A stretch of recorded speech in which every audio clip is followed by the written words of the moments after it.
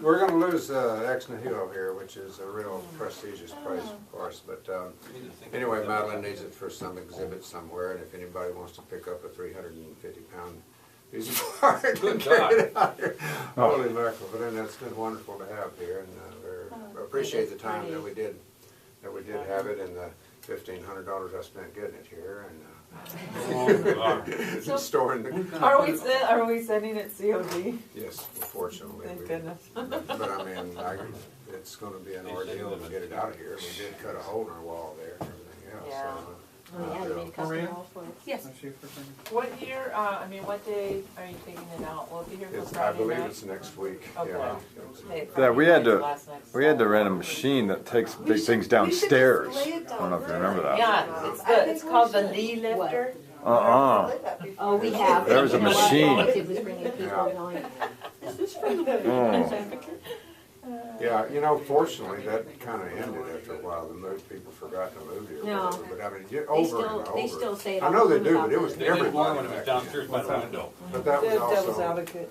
I had somebody say it last night about the little maquette. yeah. Well, some of them look at it and think it's spooky, some of them think it's the most wonderful thing they've ever seen. Most of them think it's great. Some people think they saw it somewhere in Italy. Yeah, Or yeah. that.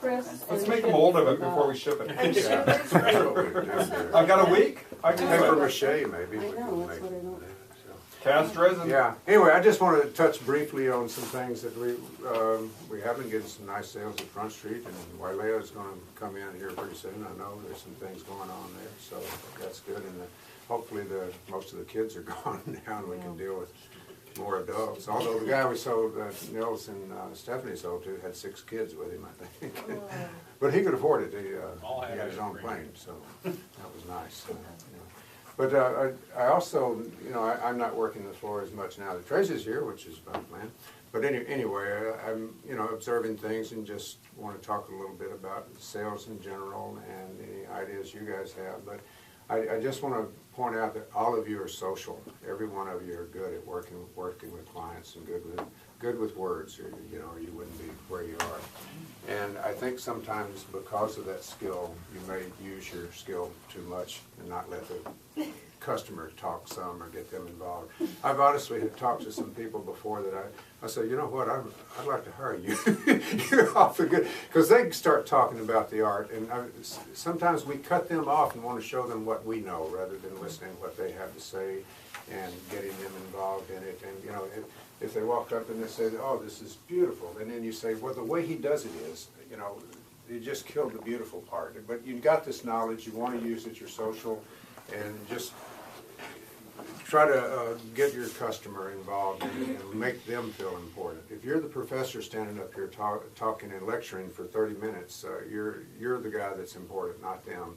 And it wouldn't work with a guy who has his own airplane and flies 6 kids over here. You're not to his level, to his thinking, and you need to step back and listen to him and let him run the show to some extent. And I'm not talking just about that. I'm talking about everyday life. People want to feel important.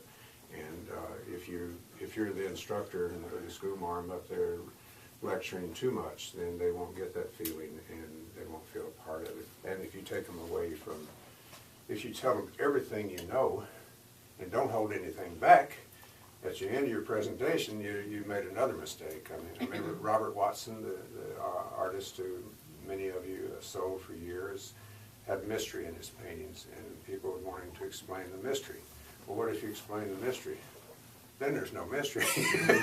So there goes your, that's it, let's move on to the next thing or whatever. And so we have some work that is intriguing to people, and they need to stay intriguing.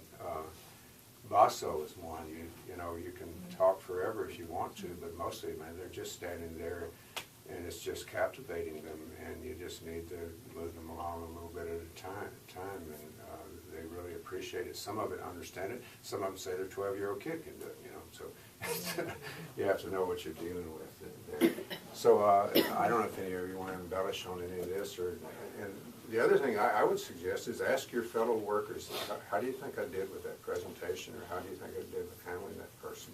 You have to break down resistance and talk to each other about it and see if you can help each other out. I have a comment, just because people are wandering through the gallery and looking at something doesn't really mean that they want to hear about it. And I think it's really important to key into what they like and ask them questions like, what do you like? Before you start launching into a 30-minute dissertation about something they could care less about. I see it happen quite a bit. And, Me too, yeah. They may be looking at something they don't like, you know? yeah, you What know, do you think of that, huh? well, you know, it's always good to ask some subtle leading questions like, you know, isn't Absolutely. it beautiful? What do you think of that? You know, and Do you like that? Yeah, that's it. that works too. It was like that.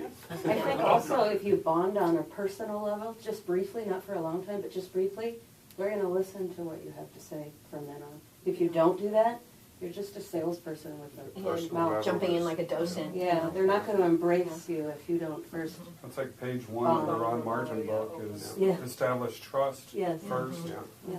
you break down their resistance, or you establish their trust and respect, and respecting them. And, About a month ago, Maria and I did the Friday night Front Street Oh, to yeah. half a dozen galleries.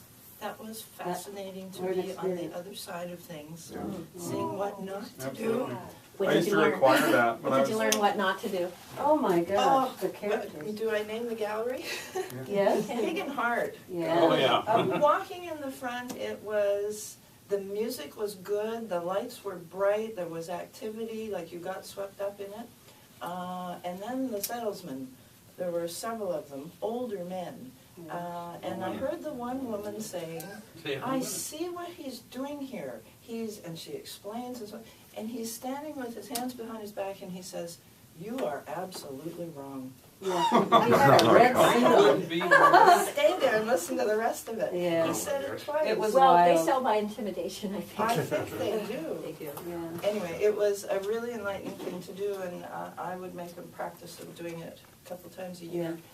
It keeps you in check. absolutely. Yeah, and you also need to know what other art is out there. Yeah. Absolutely. Somebody says, I just bought a Jones down the street, and you don't know who Okay. Jones is. And the worst example a customer told me about was when he said he walked into Village Galleries, and Village Galleries is a very fine gallery. They just happened to be, they had a new hire or whatever. And so anyway, this guy said he walked in there and he said, have you got any Chagall's? And the lady said, no, is he a local artist?